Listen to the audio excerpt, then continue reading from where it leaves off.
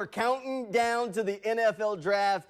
Mere hours, well, days still, but we're counting down the hours. We're almost there. Thursday night, the first round will hit the clock. The Jaguars have a lot of picks this year, but luckily not that #1 overall pick. They don't pick in the first round until number 24, and then we'll rattle through them. We'll bring in 1010 XL's Frank Frangie now. Frank, I've rolled out my first Jaguars mock draft, so we've got a little bit of ground to cover. I want you to kind of look through it with us as we kind of unveil this, and I want to get some of your thoughts. You can tell me I'm crazy on a few of them. It's okay. I have a little bit of thick skin. I'm sure there'll be some disagreement along the way. The Jaguars definitely have some needs along the way, and I wanted to address one of the big ones early on.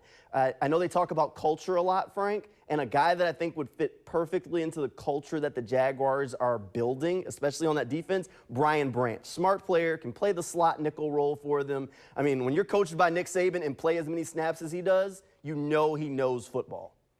There's a handful of spots where a guy could come right away and compete for a job, Jamal, to your point. And certainly that slot corner is one of them. Now, Brian Branch would have to be a slot corner, not a safety. They're pretty good at safety. Andre Sisco and Rayshawn Jenkins are going to be the safeties. But if he could step in there and play slot, that's an area. There's 2 or 3 areas where a guy could impact the team right away. There's not a lot because they have a pretty good team, which is what you want. But the one spot where they could, Brian Branch could impact the team. I don't know if that's my first need, but it's certainly a need for the football team. And if he's on the board, he'd be a hard guy to pass up. I'm with you on that. Hey, I think that'll give the Mike Caldwell a little bit of flexibility as he builds that defense too. You know, being able to give some more of those 3 safety looks with Brian Branch, Andre Sisco, and Rayshawn Jenkins out on the field could be fun on that defensive side of the ball. All right. You know, the balance as I go through this thing was I wanted to put as much talent around Trevor Lawrence as well, too. So with my second round pick number 56, I had them go offensive line. I went Matthew Bergeron from Syracuse. He's a guy who's played both tackle spots. Some people think he could also play guard. So I think it adds some depth along that offensive line. If Walker Little is going to be the right tackle, this at least gives them competition and replaces that swing tackle. Similar pick in the same vein as Walker Little from a couple years ago, actually. Yeah, Jamal, I think there's 3 areas where a guy could impact the team right away. Offensive line, slot corner, and edge. I think we all know those are the 3 spots. Yeah. So your first 2 guys are 2 of those spots. I definitely think they're taking an offensive tackle or an offensive lineman early in the draft. Would not surprise me at all. And I think they're taking a slot corner. So if you go slot corner in the first round like you did, and then Matthew Bergeron, an offensive tackle or offensive lineman in the second round, I think you've addressed 2 of those needs. Now, that will mean you still haven't brought in an edge, and they've got to consider that because I think that's a major need. I think the biggest weakness of this team going into training camp, at least as it's currently configured, will be pass rush. That they have to get figured out. But I think both players you identified could impact the team right away, and there's only a few spots where they could do that. And I definitely agree with you about the pass rush need. Sadly, one of them just kind of didn't fit the board as it was falling. Third round, I went offense again. Addressed another need, depth at tight end, adding Sam Laporta from Iowa. He's a guy who's caught a lot of passes in his career. He's an okay blocker, but I think he gives them a developmental player at tight end, a guy who knows how to be a part of the passing game, and just in case they can't get that long-term deal done with Evan Ingram, kind of gives them an in-house replacement in a year to come. Jamal, I got to tell you, I like him and I like all your players, but if they get out of Friday, out of the second round and the third round and don't have an edge, I would be shocked. Yeah. And so I think one of those guys has to be a pass rusher. Somehow, some way, the Jags interviewed almost more edges than just about anybody did in their 30 visits. So I would be very, very surprised if the Jags don't have an edge rusher. I like your guys, and I like what you're thinking, and I think those are all areas. Look, there's 2 tight end positions. There's the move tight end, which Evan Ingram plays, and then there's the inline tight end, which Chris Manhertz did play, and he's gone now. Now, Luke Farrell's there now, and maybe he'll be the guy, but that's certainly an area they've got to strengthen. So all 3 areas you've talked about are areas they have to strengthen. So I agree with all 3, and I like all 3 guys, by the way. I would just worry about getting to Saturday without an edge. I would think that would be tough. I think it'd be tough to get to Saturday without an edge. I don't think you're wrong, and I did get an edge in my next pick at the start of Saturday. I do think this guy might actually be off the board by then, but he's a guy I like. I know the Jaguars have brought him in for one of those top 30 visits that you mentioned. And when we start talking about culture, and Trent Baalke and Doug Peterson want to bring in guys that love football, Byron Young is a guy that loves football. If you don't know this guy's backstory, it is an interesting one. He was away from the game, went to Georgia Military College before ending up at Tennessee. He's a little bit older as a rookie. He's going to be 25, but I think he would fit what the Jaguars want, be able to give them something at that edge position early on. So there you go, Frank. You said you wanted edge. Eventually I got there. Yeah, and let me tell you this about Byron Young. He has got a great motor. Coaches love motor. Position coaches, coordinators, they talk about it all the time. And when you're a team that really worked hard to build culture, part of culture is work ethic. Part of culture is how long are you going to be in the building when you don't have to be. Part of culture is how long are you going to stay for extra reps after practice when you don't have to. I agree with you, Jamal. Byron Young's that guy. I don't know if he makes it to Saturday. I hear you.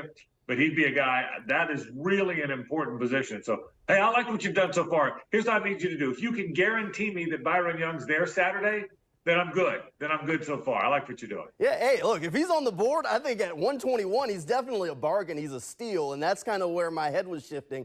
I don't know if he will be there, but I think that 25-year-old rookie, a guy who still has some things to fine-tune in his game, could push him down some boards at least a little bit. All right, we'll kind of fast forward through these last few picks. Stop me if you need to. In the 4th round, I go back offensive line, McClendon Curtis from UT Chattanooga. He's a guy that the Jaguars have reported interest in. I also covered him in high school up there in Chattanooga. Great person on the field, great person off the field. He plays more guard than tackle. He's played tackle in both spots at tackle for the Mocs, but he can play some guard there. Again, building in the trenches, an investment in Trevor Lawrence, never a bad thing. No, I agree with you. I think 2 offensive linemen. Once you're to the point where you're now drafting depth. Right. Anybody that could affect the starting lineup, that could affect the early rotation, you've gotten through now. And I think the way you did it, again, we talked about the positions. Offensive line, slot corner, edge. Those are the spots. We all know, and tight end. Once you've done that, I think, and you know what? You want big people. So you've added a big person. I'm all in with the big person, I promise you. Yeah, 6'6", 324, I think he's pretty big. All right, my next pick, we run and grab a wide receiver. We'll add Ronnie Bell. He's a wide receiver from University of Michigan. Bell has had a good career with the Wolverines. He's a solid pass catcher, good route runner. Again, depth along that wide receiver group that's already kind of stacked. Well, here's the other thing. By now, now you've gotten into Saturday, you've gotten into 4th, 5th, and 6th round guys. Those guys have to play special team. Yeah. You will not draft a guy, in my mind, this team will not draft a guy after the 3rd round that won't be a core 4 special team, or at least has a chance to be. So that means wide receivers, linebackers, defensive backs, maybe a running back. Core 4 special team guys, I think you have to have. So I don't know a lot about Ronnie Bell, but if he's willing to play and can play special teams and can make the team as a special teamer, I think it makes some sense. Hey, he was also a return guy for the Wolverines up there, and he's a boxer off the football field, so definitely a tough guy. All right, next pick that we move on to, we go defensive line again. Dante Stills, he's got NFL bloodlines, extremely active there in West Virginia. He set the school record for tackles for a loss there. A little bit undersized for a defensive tackle, 6'3", 286, but you want to add as much depth to that defensive line as possible. Again, going in the trenches, Frank. Yeah, I agree with that. And look, again, and defensive line, by the way, is the position where you play multiple people. Mm-hmm. The difference between offensive line and defensive line is you need numbers. You're going to play, over the course of a game, you hope you play 5 offensive linemen. You may bring in an extra guy for if you're going to go big in a running situation, but you hope for the course of the game, the plan is nobody gets hurt, you play 5 guys. Defensive guys, you may play 7 or 8 of them, Jamal, as you know. So the more the merrier. We'll see what happens. And Trent Baalke loves 6th-round picks, so we got another 6th-round pick coming your way. I go back tight end. You talked about the 2 tight end positions earlier. This one, the complete opposite end of the spectrum. Elijah Higgins, he played wide receiver for Stanford. He's going to be a tight end convert as he heads to the NFL. Played a little bit at the Senior Bowl. There's definitely going to be some rough around the edges and growing pains for him. But if all the pieces come together, he could be definitely an impactful player. He's already the exact same size as Evan Ingram. Yeah. That's a move tight end. That's not an inline guy. It is interesting to see what they'll do at that other move spot. Dan Arnold was on the team last year. Mm-hmm. Remember, they're 2 different positions. The inline tight end, the position that Chris Manhertz played, and the move tight end, off and off the line of scrimmage or split out, the position that Evan Ingram played, are 2 different positions. So if you're going to, it wouldn't shock me if they draft 2 tight ends. I'll be honest with you, it surprised me a little bit. but they're two different positions. So you're really talking about two different guys. And this one's a really developmental flyer at this point in the draft, a guy that has a ceiling through the roof or could be on the practice squad as he figures out the position. We'll wrap things up with one more guy that has potential galore. Jose Ramirez, he went to Eastern Michigan. I mean, look at his stats from 2022, Frank. 19 and a half tackles for a loss and 12 sacks. You can't make those kind of stats up. Now, given they were at Eastern Michigan, so we start talking about the questions around competition, but he's a guy that has produced at the collegiate level, has some of the traits and tools you want, and you can't argue with that too much in the 7th round. Yeah, I like it. I think based on your numbers, the guys you brought in, I probably would prefer maybe another corner. There's not a lot of corners. I know they drafted a couple last year, and we'll see if they make the team. But I wouldn't think they'll go a whole draft without a true corner. Branch is a slot corner, safety guy. He's an inside guy. So I'd be surprised if there's not another corner. But I like it. I like your group. It's a good. Seen a lot of mocks. Jamal. I think it's a good mock. I'll support your mock for the most part. All right, there we go. That's our full mock draft there, all 7 rounds. Frank Franchi's given me at least a little bit of a cosign, said we waited a little bit too long on edge, which I think is a fair assessment there, Frank. Definitely need to improve that pass rush. I think there's going to be some pass rush players that are at least in the conversation there at 24. The question is who reaches the Jaguars pick when they're on the clock? Well, and again, there's 3 areas that we know can impact this football team. Offensive line in some capacity. Right now, you've got 2 tackles. You've got Cam Robinson and Walker Little that you're comfortable playing. You got to find another guy you're comfortable putting out there. That's one.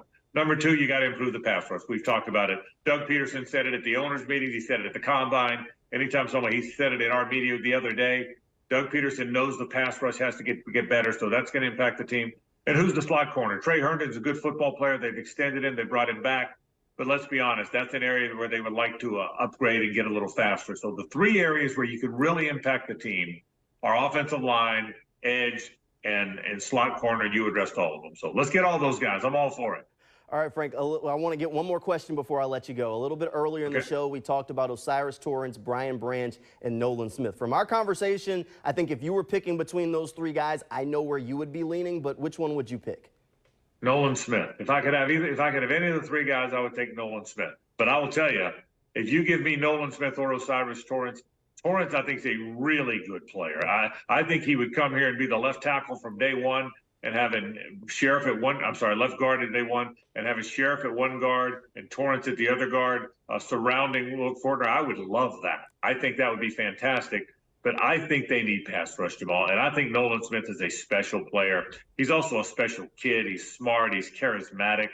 He would be a great leader. You talk about a guy fitting the culture. All those guys you mentioned would, but he certainly would. So in order for me, I'd probably go the opposite order of you. I would probably go Nolan Smith 1, Torrance 2, and the safety of 3 for me, Branch 3. But boy, if they can get Nolan Smith on this football team, ooh, boy, that'd be a big one. I really believe that. Hey, don't get me wrong. I like Nolan Smith. I just think he might be off the board before the Jaguars get on the clock. I do too. I think that's In fact, I'd be very surprised if he's not. I agree. Jamal, I'd be very surprised if Nolan Smith is there. I really would.